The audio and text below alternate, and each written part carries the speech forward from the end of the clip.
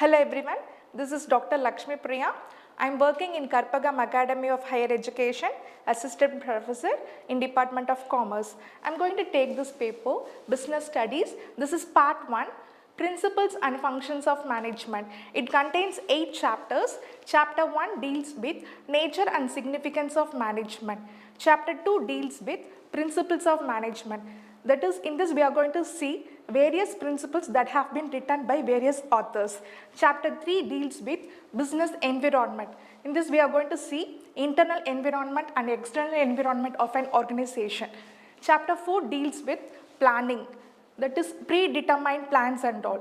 Chapter 5 deals with organizing, grouping of activities in an organization.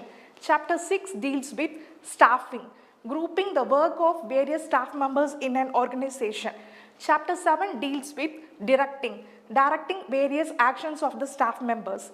And the last one is chapter 8, it's a controlling, that is controlling various actions of the staff members in an organization. Today we are going to see what is meant by manager definitions and all we are going to see. That is the nature and significance of the management we are going to see.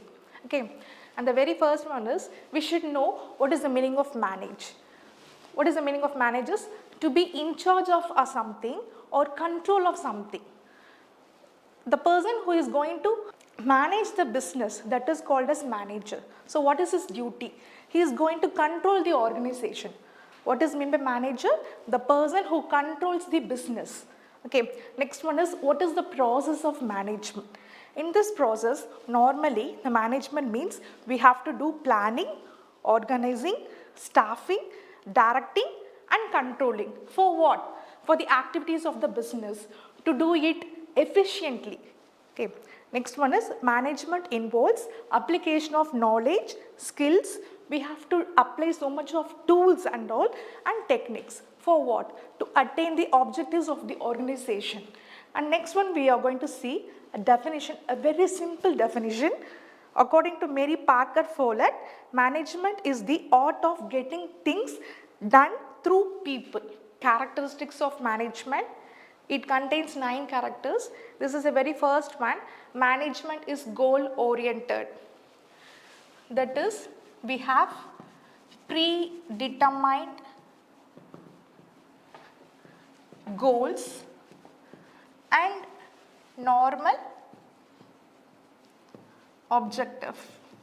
Okay. So every organization has predetermined goals and normal objective. We have primary objective, that is to do the business efficiently. To do the business efficiently, and the secondary one is every organization's secondary one is to earn much more profit. So this is management is goal oriented. The next one is pervasive. There is no control, there is no restrictions for the management. In this what they say, no restrictions for the management. There is no restrictions, no control. It can be applied for any organization, maybe for small organization or big organization or profit and non-profit organization. So the rules can be applied for any kind of business, even if it is a small business or big business or profit organization or non-profit organization, maybe clubs, schools, hospitals and all. And the rules can be applied anywhere, even for USA, UK or India. Okay. Okay. Next one is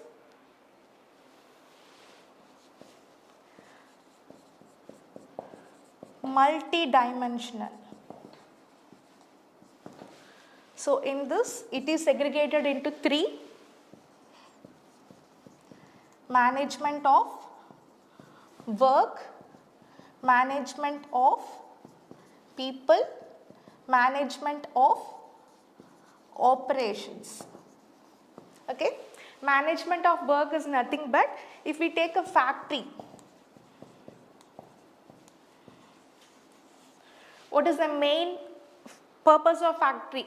They have to produce goods. If we take a garment, they have to satisfy customer needs. If we take hospital, they have to treat the patients very carefully. So this is management of work. Next, third one is management of people. Human or the most valuable asset in an organization, workers or the most valuable asset in any organization. See, for an example, we take two different companies. This is A company and this is B company. See, both are going to invest same capital, both the companies. Both the companies are going to use the same technology. But the men are different. The laborers who are working in A company and B company, their attitudes are different. So, it is the duty of the management to take care of the individual needs and also group of members. So, this is management of people. Next one is management of operations. This is a mixing of management of people and management of worker. I give you an example. We take a production cycle. Product cycle. What is the very first thing? We have to purchase raw materials. Then convert this raw materials into semi-finished goods. Then finalizing the finished goods. So, it is the duty of the manager. He has to decide who has to do it, how to do it. So, these actions and all have to be taken by the manager only. Next one is management is a continuous process. It is also called as never ending process. So, management means we have to control, organizing, staffing, directing and controlling. So that's why it is called as management is a continuous process. In an organization, we have to control all these activities. We have to plan. The very first one is planning. We have to organize various activities. We have to staffing the members. We have to give directions to the workers and we have to control the workers. The next one is management is a group activity. Management is not an isolated activity. A single man cannot do the task very perfectly, so that it is called as not a isolated activity. He is dependent on another departments, another group of workers, another managers and all. So it is called as management is a group activity. The next one is management is a dynamic function. See, the organization always depends on the external factors. If there is any changes in the external factors, definitely in the organization we have to apply it, we have to implement it. The external factors, there are changes in socio-economic technical, political. If there is any changes on these conditions outside, definitely the management has to apply it inside the organization. That's it. Next one is management is intangible. That is, we cannot see the activities of the management, but we can feel it. So that cannot touch but can be felt.